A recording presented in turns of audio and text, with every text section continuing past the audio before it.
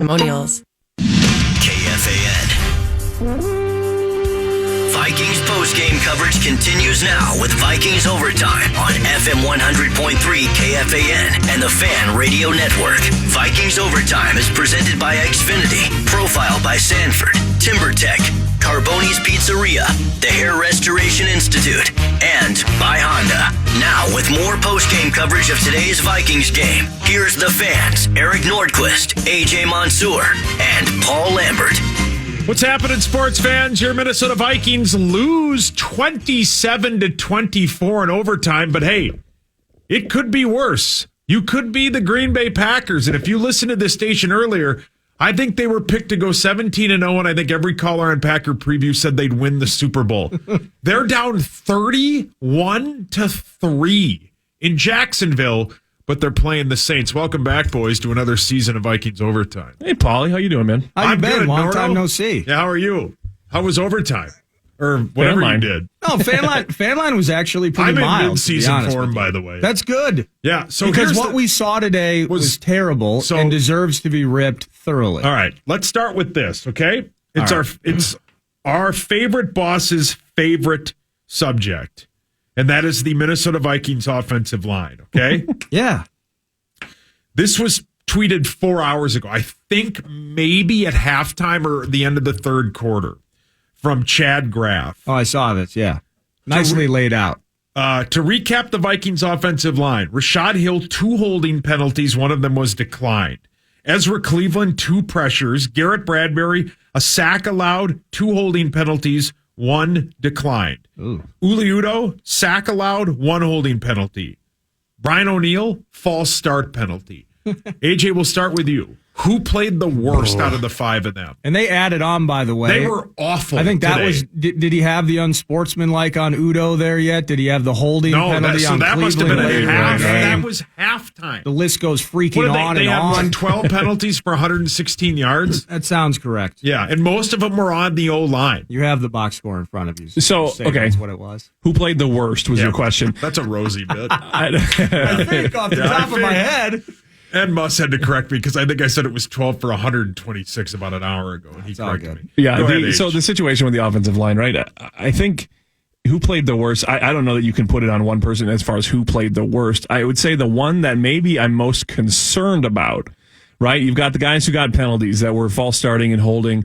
Those things are situational sometimes. I didn't have the TV audio on. Did you guys see on social media there was some upswell about Mike Zimmer basically saying that some of those holding penalties were on Kirk Cousins holding the ball too long? Can any of you confirm that happened? I think he did an interview coming out of the locker room. I think he told whoever the sideline. I saw it pop up. I didn't hear it myself, so we'll take it for Twitter's word, which is kind of dangerous. But some of those you can maybe. He did say that. He did say that. Okay, yeah. So you can attribute that to Kirk on some of those. Those situations I deem as fixable, right? Rashad Hill, I think, is going to be replaced before we know it by Darisaw as soon as he's healthy. The second he's healthy. The one that continues to concern me is the center, Garrett Bradbury, there you go. who didn't necessarily have penalty problems, but play problems. The one where he got bull rushed straight through into there was at least one. There might have been another one where Kirk ended up stumbling and it was like his own player sacked him. I don't know if that was Bradbury or not, but I think that the pressure up the middle is a problem for this team because the pocket, which should kind of form around the quarterback and allow the quarterback to step up in those situations, doesn't exist. That's where my concern is on the very interior at the center position of that offensive line. Nordo, do you agree with that, I guess? And do you have any different feelings on the rest of the guys? Yeah, first of all, I'd agree with the concern on Bradbury. And now, year 3. Right. It's not good enough. No. And I saw him today losing one-on-one battles in moments. And I'm sure it'll come up, but just the run game today, the holes did not exist for Dalvin Cook. And I didn't see a ferocity up front at all from that group. So combine that with the penalties, I'm with you 100% on Bradbury. Udoh had an opportunity first day on the job, and he just bleeped the whole thing. Yeah, he was bad. He wasn't good enough today either. And most of the time, Nordo and you guys, we've talked about this, and we've seen it. All of us have watched enough football. If you're an interior offensive lineman and you're holding, it's because you've been beaten horribly on the inside. For the most part, yeah. That makes sense. And so just really down on those two in particular. Cleveland only stands out to me because of that holding penalty late. But what did that set us up for? That set us up for a ton of 3rd and 20+ situations. Yeah. And Kirk was holding the ball an exceptional long time, several times. And he was always, that's where I was trying to get into it with Ron a bit, just because I'm not an elite, I haven't seen the All-22 yet, so I don't know if I'm able to create this opinion. But, I couldn't tell if Thielen and Jefferson were having issues with getting open today. Mm-hmm. Certainly KJ Osborne provided a nice third option, so he was productive today. But ultimately, in the same vein of the preseason, where when is this offense going to get explosive? They didn't really take shots today. And a lot of the best plays offensively were predicated on shorter passes where the athletes then did the rest themselves. So he did hold on to the ball a long time today. Overall, though, for me, other than that, I don't look at it. It's like Kirk's not the reason we lost. No. He also played fairly mistake-free football for 4 quarters in that overtime. So I'm not necessarily down on Kirk. I just can't see what he saw. Clearly, there's still going to be a work in progress with Kubiak and how this scheme fits together and everything. But the O-line is the start and stop L for me in relation to the offense. And as you said, Nordo, you have to at some point take more shots to Justin Jefferson. I mean, Adam Thielen's a stud, but Justin Jefferson is one of the best wide receivers in the league. And he had 5 receptions for 71 yards. Now, he had a touchdown. He did have a touchdown. And I heard Corey bring it up. How is that not a touchdown? And then, I mean, the Dalvin fumble we can talk about forever, but that's not a fumble. It's just, it was weird. And we saw it with the awful roughing the passer penalty that we just saw in the Saints-Packer game. But still, the refs had a weird day too, because I don't know how Dalvin's butt is on the ground when he lets go of that football and they call it a fumble. Jefferson isn't down and rolls into the end zone. Right. His arm hits the ground and the ball comes out. After he had crossed the plane. Correct. How is that not a touchdown? It was weird all around today. Right. So the issue I have more so than anything with both of those calls is that the initial call on the field was the negative. I don't understand in some situations where there's if they're unsure if it's a backwards pass or a forward pass on a screen play, they let that thing run out and then they review it. Or if there's a fumble on or a questionable interception, they let it play out and give the defense or whatever side it is the benefit of the doubt and then overturn it. They err on the side of caution for one way or the other. And I feel like today on both those situations, they maybe went the opposite direction. And in the Dalvin Cook one, more so than the Jefferson one. I thought the Jefferson one was more clearly a touchdown than the Dalvin one wasn't a fumble. And the reason was because, again, they called it a fumble on the field, and you can put pieces together from different angles to say, okay, he has the ball here, and then in this other angle, we see his butt down. We put those 2 puzzles together, and he was down before the ball came out. But you can also say that in that one angle where everyone was saying that's the one, you can see his butt down, whatever, you couldn't see the ball in that angle too. So I can understand where they called it a fumble and didn't have enough to overturn that one. The Jefferson one, I have no idea what the call was there, and there was no explanation. I also have an issue with that. There's no explanation as far as why they made that call. So, everybody's angry. Everybody's really angry about both those plays. But at the end of the day, the Vikings shot themselves in the foot about 20 times. That would have helped them win an ugly game, but would we have felt much better? I guess a little bit. Yeah, we'll take the win. No, we would have felt completely different. I mean, everything that we're talking about now and will talk about, that's all real. I want to get to the defensive side where we put all these millions of dollars into the interior of this defense. We got 99 back. We got all of this. And they had 150 yards rushing today. Yeah. That's the worst. That's not good. And they bit, and even after the game on that 4th down play that they bit on, Zimmer said that they practiced against that because that's a call Cleveland ran last year, or not Cleveland, Cincy ran last year. Cincy ran last year. And as soon as they bit on it. As soon as they made the check out of the QB they should have known. The defense was supposed to adjust. Correct. And they didn't. So there you go. But the other thing too is, as you said with the defense, I mean, we saw. But we would have felt differently if they win, right? I mean, overall, if they don't make that call on Dalvin, and they had 5 sacks. What was it? The 38. Yeah. Okay, so you cobble together, let's say Greg's good. Greg Joseph's Who good made from that 40 that and one to go to home. tie it was How he about- made it twice. How about nails? Right. That's a good sign. By the way, this Touchdown is a again. Holy rout. smokes. This is an absolute rout. Jameis Winston is 14 of 20 for 5 passing touchdowns. And that one was legit. That was a bomb in It's- stride. It's about to be 38-3. Man, I wish Brett Blakemore was still doing overtime. Well, it's tough to celebrate it because our team lost. Yeah, but if you are going to throw the whole last dance thing in our faces and everything's and great, then, and then Stoner Rogers is going to waltz in. He's he's looked really bad today. Really bad. Yeah. At this point, you don't put him back in the game. And Jameis Winston is going to find a way to screw up the Saints season some way, somehow. Yeah. But not today. So Not today. If they win the game, okay, so they win 27-24, whatever, in overtime. They get out on a road game that they don't normally win. They had 5 sacks. The defense was skeptical and sometimes and all that. And then the offensive line was horrible. Skeptical is the wrong word, but the offensive line was awful. So if they win, we're sitting here going, all right, they got to win. Yeah, they're 1-0 by not being perfect. But they're going to be, I would bet, 8-point underdogs next week. Yeah. To on the road. That's heavy. An Arizona team. They're going to be But how good did Kyler maybe look a today? point Chandler favorite. Jones. Maybe a point favorite at home against maybe a favorite. They might be a Maybe. home dog If against Seattle. If the score line next week is what that Arizona-Tennessee score line was today, we'll be dogs at home against Seattle. Yeah. Right. I would bet. But Right. I bet they're 7-point, and Power Trip Bets will text me here in a second. I could look it up, but I'm busy. I would bet that they're 7-point dogs. Right? I bet the opening line's 7. I'm going against Arizona. I'll bet 4.5. 4.5? Yeah. All right. Can I rephrase? But they should be dogs after what we saw Yeah. today Oh my gosh, and yes. what Yeah, Arizona did in Tennessee. Can I then rephrase the way that I stated that again, I guess, about feeling good about this win? Clearly, you'd feel good. You'd feel better Well, about you'd a love win, the than a yeah. loss. And but winning cures a lot. But with what we saw today, remember there was a lot of questions coming into today, wondering about what it would look like once they get Dalvin and Jefferson and Daniil and all these guys that we didn't see them at all in the preseason.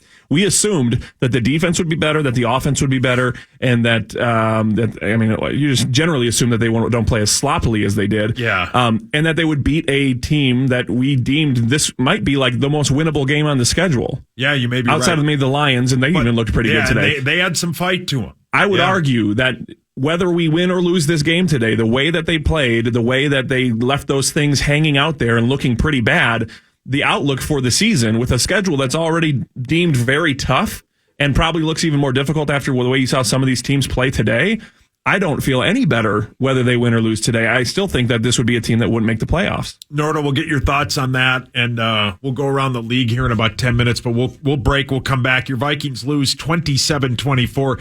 They are now 0-1. They take on the Cardinals next week. Kirk Cousins, 36 of 49, 351 yards and a touchdown. Dalvin, 20 carries, 61 yards and a touchdown, but he had the fumble that cost him the game. Jordan Love is going into the game. Now, I'm sure this morning on Packer Preview, they talked about how Rodgers would be pulled because they'd be winning, but they benched Rodgers. Jordan Love is going in the game with the Packers down 38-3. And if you're if you're Charts Challenge people like AJ and I are, he's got 2 points. I think hockey has 2 or 3 points.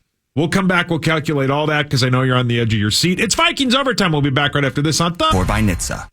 Listen tomorrow as our know-it-alls tell you what the Vikings should have done better today. The Power Trip, PA, Common, and Barrero are all back and live tomorrow. Now back to Vikings football on KFAN.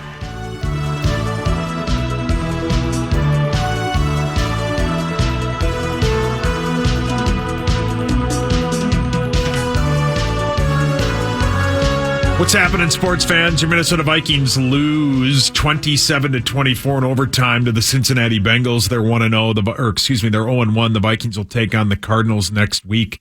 Power Trip Bets texted me and said that they were +3. The Vikings were, but that's before Arizona and the Vikings played. That was before today. So that line should go up a tad. It'll go the other direction. Yeah. The Vikings will be about +7 or 8 would be my guess. But that's for another time and another day. But your Minnesota Vikings are 0-1, and they have a tough schedule. AJ, you nailed it. They needed this game. They needed this game because on paper, other than the Lions, but we saw the Lions, which Dan Campbell said all offseason, they would have some fight to them. And they did. They were 8.5. They were 8.5 point dogs against the 49ers. And everyone was like, that's the lock of the day. The 49ers are going to destroy them. Everybody thought they were by a half point, right? Yeah, and they got it by a half point. Everybody was like, they're in a rebuild mode.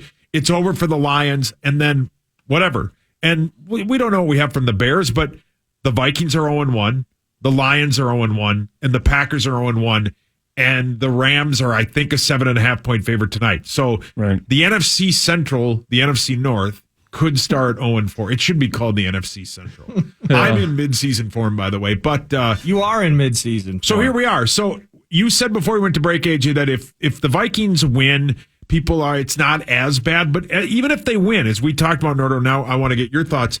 This team has a lot of holes on it. And I know it's the first game, and other than the offensive line, the secondary's not good. Yeah, I was kind of worried with what I saw at times today. And Breeland got benched. Bashad Breeland did he get benched or was he nicked? I think he got benched. Because there was little of column A, little of column B. Right. But he wasn't good. Nope, I guess I'm not necessarily like mad if he had to take a series off or anything. Peterson was for the most part fine. I think he made a mistake, and again, I'm not an elite coverage expert, so I don't know what he's supposed to do. But he pushes forward on this play. I think it was like T. Higgins on some sort of shallow I know exactly short which one you're route. talking about. And then he left somebody behind him like 10 yards. Right. And whether it was Xavier Woods or somebody running over at the end just to push him out of bounds, it was like a 25-yard gain.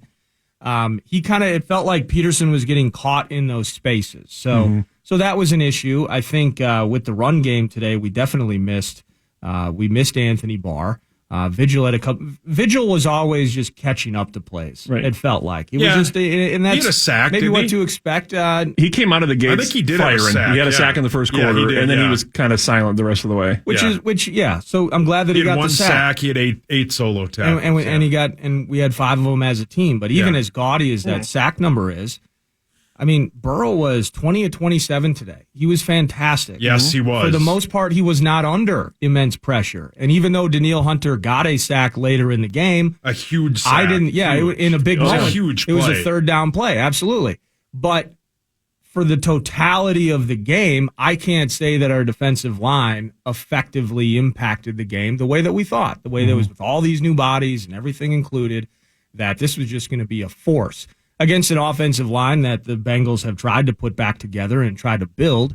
But ultimately, from just a on-paper standpoint, you're like, I love this matchup, our D-line versus their O-line. I didn't think they were good enough today, and that's worrisome. So defensively, the $150 on the ground is a problem, and the pass coverage at times looked disjointed. So it's a work in progress, there's no doubt, but you just needed this game today. And the second half of the schedule, like, you have to feast early on because you're going to go, I think we're at Baltimore. We have the prime-timer against the Cowboys, who didn't look quite as awful and as diseased as someone anticipated. Stacked offensively. They are stacked offensively. And we're going to run into those types of juggernauts. And right now, like, if we're just going to play the Bengals before we saw what happened today, it's like, oh, yeah. I mean, I guess we've upgraded so much that a Cam Dantzler is a guy that would be inactive, and that's just kind of a yawn. We move on. But that's worrisome now that after what I saw today, like depth and overall quality, that needs to get better defensively. Yeah. I can't believe it. I mean, he just threw it around the gym on us all day today. Right. And they got the young, talented receivers. I know that.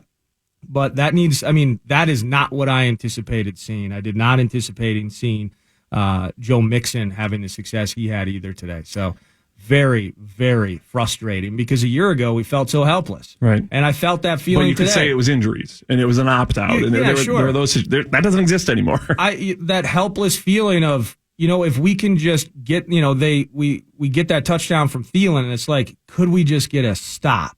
And then they get that field goal to where then it's 24-14. Complete hijinks taking place in this Chiefs-Browns. Was that a bobbled snap? I think it was a botched snap on a punt. They didn't block it. I don't know what they did. The punter was running for his life, and Kansas City, down 2 points, just got the ball, and they were like, that's a did you guys? That's a very Vikings-like thing to happen in a grinder of a road game against one of the best in the league. Did you see the play that happened earlier? That I don't know. I didn't have the sound on the TV, but they punted down to like the 1, and is it Donovan's Peoples-Jones? Yep. Goes in to grab it.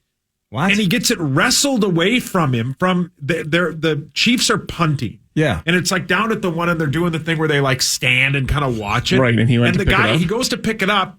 The Chiefs player rips it out of his hand and walks into the end zone. I don't know if they said like the play was dead. Depends if the whistle blew. But it was like a bang bang play, and it should have been a touchdown. A touchdown. So horrible special teams here for the Browns as they just give the ball up deep into their zone when they're up 29-27 against the Chiefs. The other thing about the Vikings that I think is kind of bothersome is, and we talked about it early on, and with all the penalties were just so bad. Yeah. And bad penalties like high school kids make, like the false starts and the unnecessary roughness penalty on Uliudo, and you're like, what's happening? So that's something that can be cleaned up, but still, it was a sloppy game, but they were down 21-7 on the road and came back to tie it and put the game into overtime, which is something a lot of people are like, well, Kirk Cousins can't do that.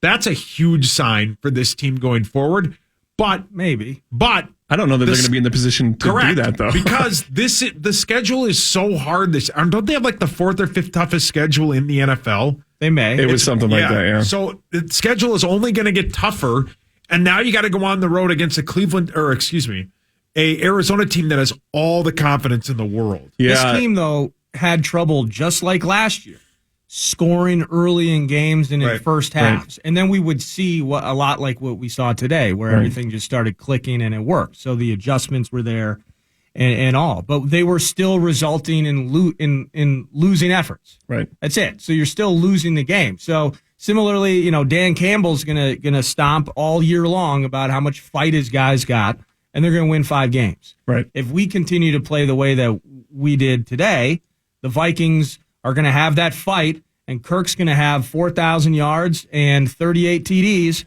and we're going to have 5 or 6 wins. Can I tell you what my fear is, though?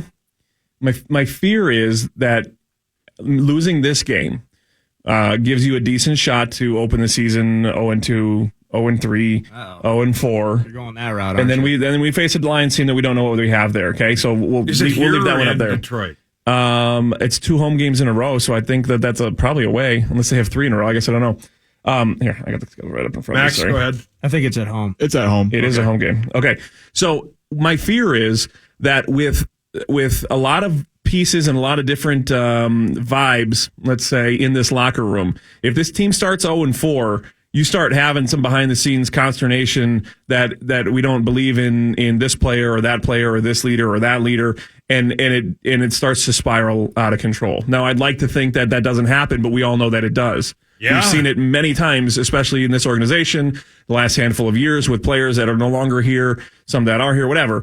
That's what I fear, is that it becomes like this kind of walking with your head cut off situation where they're just they don't know what they have, and the whole season the fans start to not care, the players start to get upset. That's what scares me. And when you start 0-1 in a game that you should have won against a team that you should have beaten, that only can lead you into potentially an 0-4 start and worse beyond there. That's what scares me. An 0-4 start. Yeah, I'm negative. Sorry, no, but an 0-4 start, it's very possible. Is very possible because they never beat Seattle. Right. This Arizona team is, and Seattle's good. Yeah, and you think that I can't name one other than Trey Hendrickson or whatever that guy's name is, the defensive end on the Bengals. Other than that, I can't name a defensive player they have. Chandler Jones had 5 You're sacks. You're a big Ogunjobi fan. Of course I am. Chandler Jones had 5 sacks in 3 quarters today against a good Tennessee Taylor Lewan against Taylor Lewan, who was benched Right. That's how bad it got in Tennessee. And we're either going to throw Rashad Hill And that was on the road. or a rookie in his first start up against him. I know it's the first game, and I know there's all kinds of people probably screaming at the radio going, what are you doing? This is if you want to be a team that everyone thinks you're going to be, you don't lose to the Cincinnati Bengals. We'll come back. We'll talk about that. I just hate how discombobulated was this entire operation today.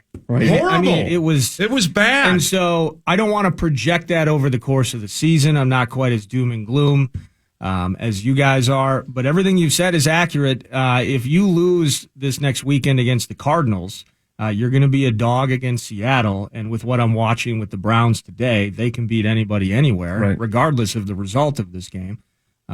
We can talk about this when we get back. You start 0-4. There was one thing My God. that made me feel good about this team. All right, we'll talk about that. Only one. We'll talk about that when we come back. And an 0-4 start means what everybody thinks.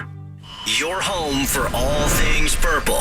Galvin 10-5, touchdown! FM 100.3 KFAN, The Fan.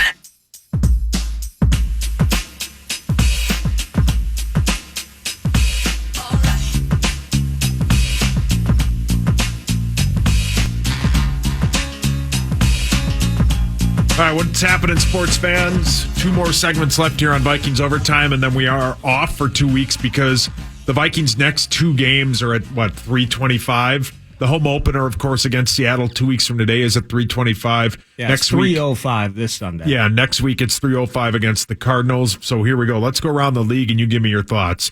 Chiefs 33, Browns 29. That game is currently going on. The Browns are punting right now, and they finally got one off.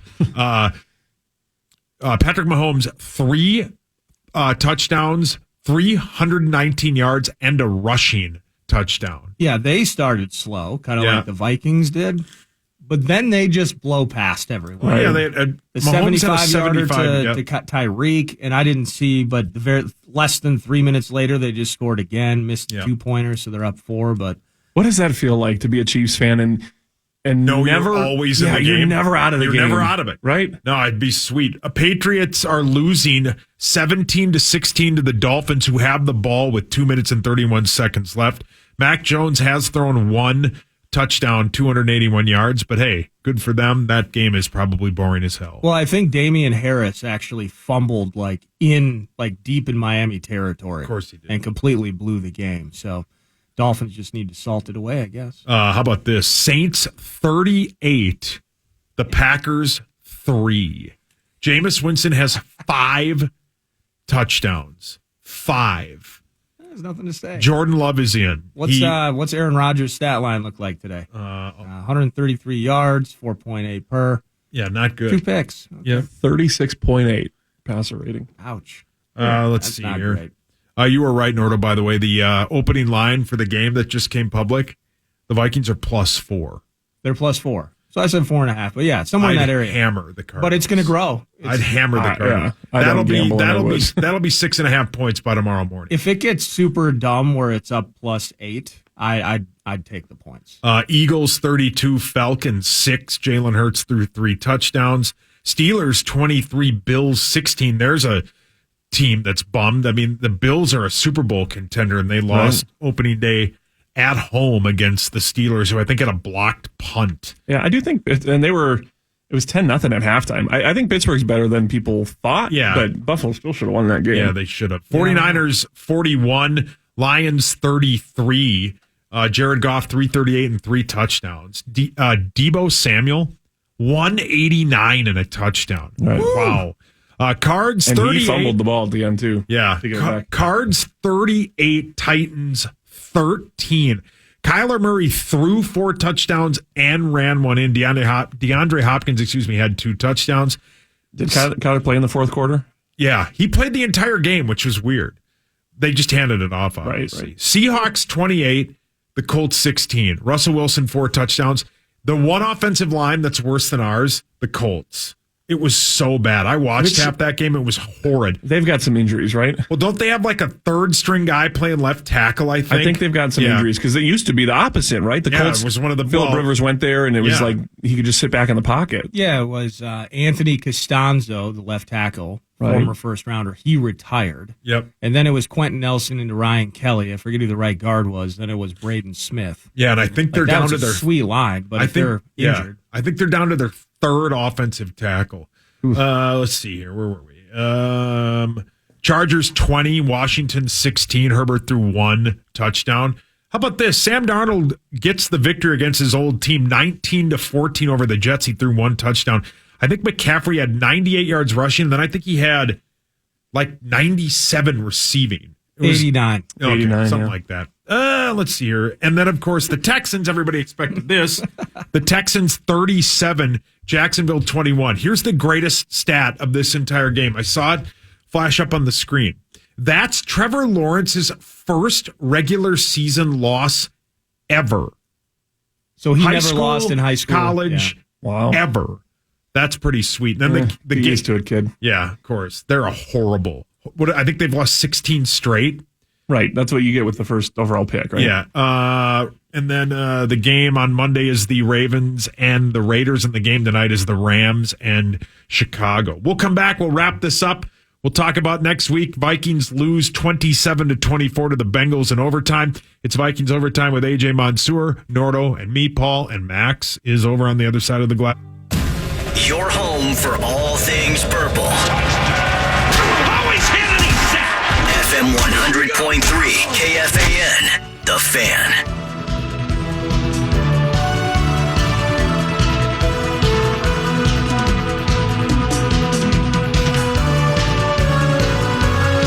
What's happening, sports fans? We got a barn burner in Kansas City. Kansas City just punted. They're up 33-29. There's 2:49 left, and Baker Mayfield's going to get the ball and see if he can win a We huge got a long way to go. road game. And he almost got hit by the. Yeah, what was I that? like Baker.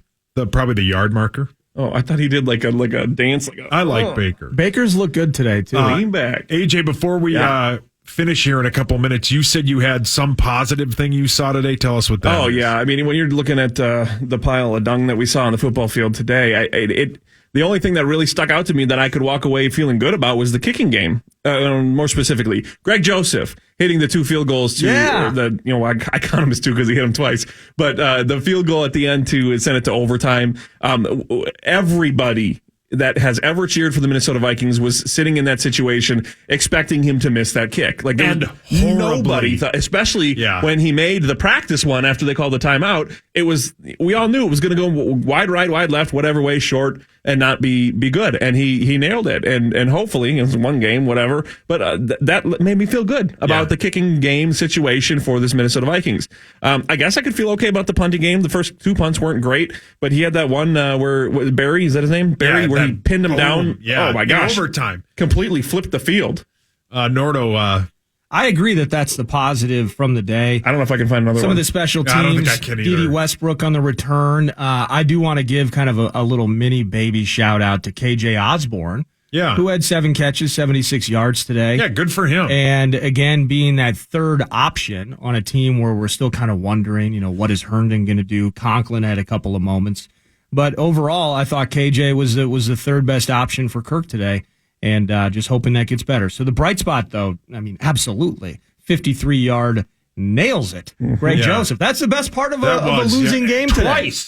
Twice. And then as we saw, who was it that was walking? It was Bates, their safety. Yeah, talking trash. And Pete's like, what is happening?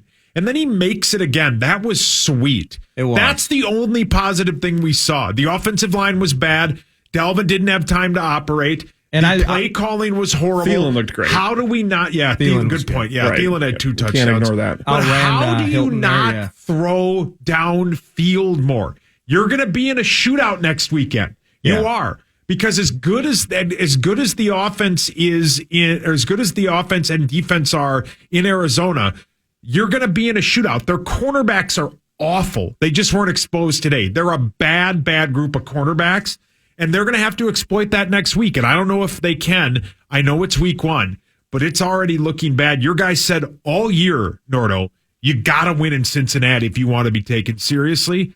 And they didn't. They didn't. And Patrick Peterson wants that game down there next weekend as bad as anybody. Forgot about that, If you're Kyler Murray and the Cardinals, though, they're going to go right at it. They're going to go right at it. Correct. And it'll be interesting to see that. I did, the Michael Pierce bit with the 2 sacks. I was going to say, that's a bright spot because we've had such a problem getting pass rush, thrust, and productivity out of that spot. The problem is I still don't understand it.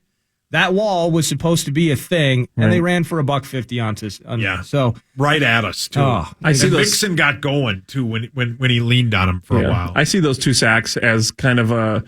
I'm not trying to take a unfair pot shot at Kirk, but you know how Kirk puts up the numbers, but he doesn't do it when you need to. That's the knock on him. I feel like that's what it is. You look at the sacks and you look at the box score, and it looks like Pierce had a great game, or the line had a good game because they had 5 sacks. Yeah, but they weren't doing everything else and did the rest of it. Right. Quickly, Aj, what can we find on KFAN.com? Oh, all sorts of stuff. Highlights from PA. We pair them up with the video highlights. We'll have all the articles. Analyzing this, Jack Day helping us out again this year, breaking it down, giving a little analytics spin on things too. So everything you want at KFAN.com. Nordo, what do we got tomorrow on 9 to noon? Yeah, sad montage calls. We'll have Sinekin on to explain his awful team across the river. And then PJ Flex in the mix, JG. Lots of football tomorrow. The Vikings lose 27-24, but the Saints beat the Packers 38-3. So as Tenna B would say, today was a good day. Thank you, AJ. Thank you, Nordo. Thank you, Max. I'm Meat Sauce. We'll be back in, 3 weeks? Because the Vikings don't play a noon game for 3 weeks.